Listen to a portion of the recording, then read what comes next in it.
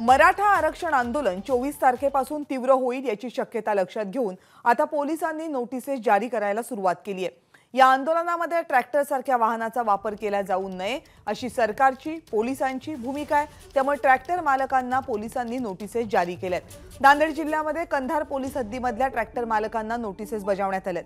तसंच धाराशिवमध्ये सुद्धा अधीक्षक अतुल कुलकर्णी यांनी ट्रॅक्टर मोर्चामध्ये वापरू नये अशा सूचना मराठा संघटनांच्या बैठकांमध्ये केल्यात। या संदर्भात आणखीन माहिती घेऊयात आपले प्रतिनिधी राहुल कुलकर्णी यांच्याकडनं।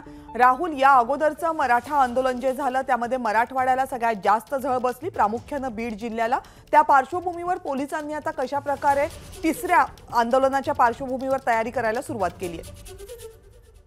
आणि कविता, दोन पातळीवरती राज्य सरकारचे प्रयत्न सुरू आहेत। एक म्हणजे राज्याचे दोन मंत्री हे आता श्री मनोज जरांगे यांना भेटायला गेलेले आहेत आणि तिथे काहीतरी सकारात्मक चर्चा होईल। आणि खुद्द मनोज जरांगे म्हणाले त्याप्रमाणे अजूनही मुंबईतल्या कुठल्याही आंदोलनाची दिशा ठरलेली नाहीये आणि जर राज्य सरकारनं काही गोष्टी मान्य केल्या तर कदाचित मुंबईत होऊ घातलेलं पुढचं जे आंदोलन आहे ते होणार नाही। कारण मनोज जरांगे यांनी उपोषण मागे घेत असताना आम्ही मुंबईवरती धडकू असं म्हटलं होतं। दुसरा एक संदर्भ असा आहे की छत्रपती संभाजीनगर मध्ये एक कुणीतरी व्यक्ती आहेत की ज्यांनी अशा पद्धतीनं आपण आंदोलन करू अशा पद्धतीचं व्हॉट्सअप मीडियावरती आवाहन केलं होतं आणि त्या आव्हानाला खूप मोठा प्रतिसाद मिळाला। म्हणजे ट्रॅक्टर घेऊन आपण मुंबईच्या दिशेनं जाऊ।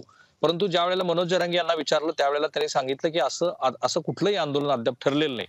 पण चर्चा अशी होती की मुंबईच्या सीमेवरती मुंबईकडे जर शेतकरी बांधव मराठा समाजाचे जर ट्रॅक्टर घेऊन गेले तर मग मोठी अडचण होऊ शकते आणि बहुधा हीच गोष्ट राज्य सरकारनं लक्षात घेतली आहे। एकीकडे सकारात्मक चर्चा सुरू असताना दुसरीकडे आंदोलन होणारच नाही अशा पद्धतीनं सरकारचा प्रयत्न सुरू आहे। म्हणजे छत्रपती संभाजीनगरमध्ये काल मराठा समाज बांधवांच्या बैठका झाल्या, काल बीडमध्ये पण झाल्या, आता धाराशिव जिल्ह्यातल्या जिल्हाधिकारी कार्यालयात ती बैठक सुरू आहे।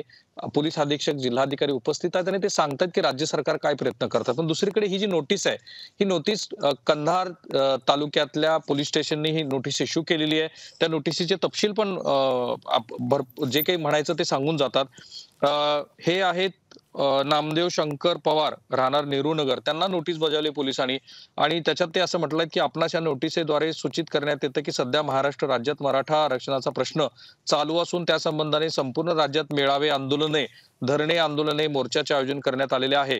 गोपनीय माहितीनुसार, हे फार महत्वाचं आहे, गोपनीय माहितीनुसार महाराष्ट्र राज्यात मुंबई येथे मराठा आरक्षणासंदर्भात दिनांक 24/12/2023 दरम्यान कार्यकर्ते जमा होण्याची शक्यता असल्याने याबाबतची माहिती मिळाली आहे।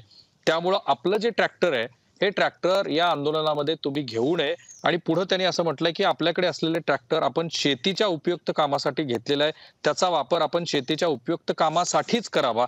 आपल्याकडे कोणतेही मराठा समाजाचे नेते, कार्यकर्ते, नागरिक ट्रॅक्टरच्या मागणीसाठी आल्यास आपण त्यांना आपले ट्रॅक्टर देऊ नये आणि जर तसं कोणी केलं तर मग आवश्यक ती कायदेशीर कारवाई, ज्याच्यामध्ये ट्रॅक्टर जप्त करणं ही पण आहे।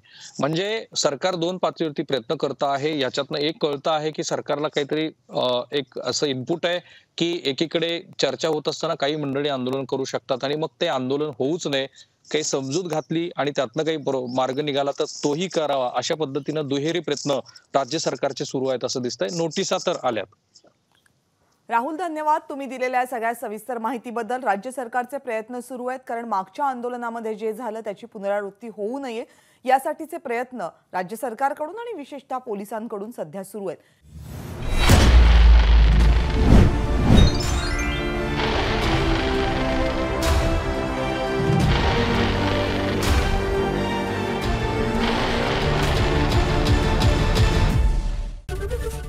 एबीपी माझा, उघडा डोळे बघा नीट।